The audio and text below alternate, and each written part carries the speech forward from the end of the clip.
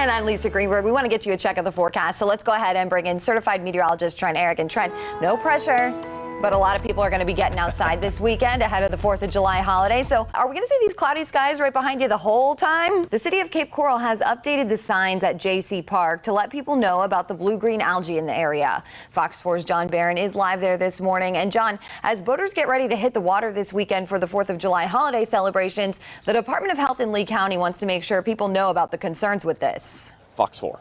Thank you, John. Now let's go ahead and bring in certified meteorologist Trent Eric to take a look at where else is dealing with this blue-green algae. Plus, we want to get a look at the weekend forecast, Trent. Sounds good, Trent. We will see you soon. Well, today, families staying in hotels and motels under FEMA's Transitional Sheltering Assistance Program will have to check out of their rooms. As of the 1st of this month, 269 families were still checked into hotels under this program. FEMA says they've helped them figure out a housing plan with other state agencies.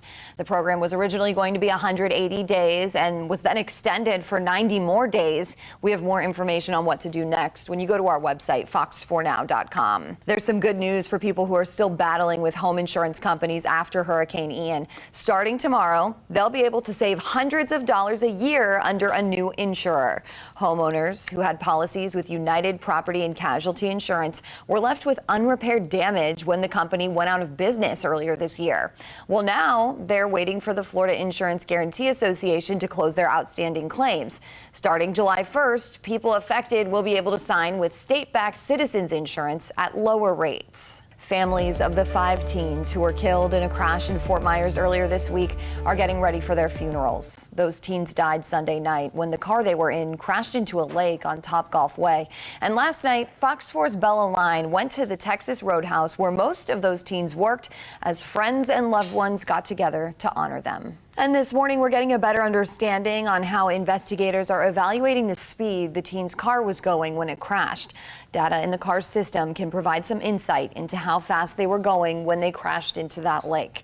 Investigators are also starting what they call imaging the car. It's a process involving technology to reconstruct the scene. Now, people have started a petition calling for better road safety measures on Topgolf Way, and both Crime Stoppers and Fort Myers police are asking for any information that could help them determine what happened here. A Fort Myers woman turned to IVF to have her beautiful twin boys. It's Infertility Awareness Month, and coming up in today's Your Healthy Family, how she's helping others dealing with infertility find support here in Southwest Florida. Honestly, this is a nightmare and why I will never, ever, ever have a doggy door. This alligator snuck into this family's home in Louisiana through a doggy door. The couple had recently moved here and found the 5-foot gator inside of their home. Imagine what that was like. Goodness, that thing is vicious too. This actually happened last Friday, but we are just now getting this video. Now, they contacted police and they got the proper people in to help remove it. The family has since made sure to upgrade their doggy door to one that can only open for their dog. My goodness, that is some scary video. All right, high temperatures and ongoing smoke from the Canadian wildfires has many parts of the country smelling like barbecue and covered in smoke like you see here. Climate experts say that these conditions are expected to stick around for a while still. Christina Coleman takes a look at how communities are trying to stay safe. June is Infertility Awareness Month. Earlier this week, I introduced you to Caitlin Kuski, a Fort Myers woman who dealt with infertility in her mid-20s. She and her husband turned to IVF to have a baby. And after 3 years, countless needles, and an endless supply of hope, they finally had their twin boys. It was an emotional and at times lonely journey. And in today's Your Healthy Family, I'm showing you how Caitlin is using her own experience to help others. 4th of July weekend is here, and some of you may be thinking of heading out on the boat. FWC wants to remind boaters to practice safe boating this weekend, and that includes staying sober if you are the driver. FWC says there were over 700 boating crashes in the state last year. Our state actually leads the country in boating accidents, and they say many of these could have been prevented if the driver of the boat was sober. We have other safety information online at fox4now.com. You're watching Fox 4 Morning News.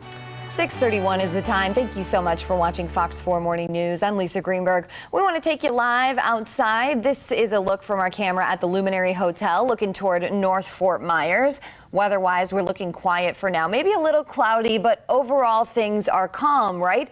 That certainly was not the case, though, for one neighborhood in North Fort Myers earlier this week. Take a look at this video. This shows the damage to a home from strong wind during a thunderstorm on Wednesday. You can see that pool cage just came right down. Fox 4 talked to the homeowner, and she told us she heard a loud boom when the wind crushed her lanai. Now, the street signs in the area were also snapped here, so obviously those thunderstorms, we think of them as kind of routine during this time of the year, but they can cause a lot of damage. Yeah, for sure. Sounds good, Trent. We will see you soon. Well, today the Supreme Court is expected to make a decision that affects millions of Americans with student loan debt. It's expected to announce a ruling on President Biden's student loan forgiveness program. Now, under President Biden's plan, more than 40 million Americans could have their student debt reduced. This morning, we're hearing from the parents of students who died in the Parkland school shooting in 2018 after a jury found a school resource officer on duty at the time not guilty of child neglect. The defendant is not guilty. So you see here Scott Peterson bowing his head and weeping after that decision. He then hugged his attorney. Peterson was facing 11 counts, including felony child neglect and culpable negligence. Prosecutors said he ignored his active shooter training by staying outside Marjorie Stoneman Douglas High School instead of going inside and engaging the gunman.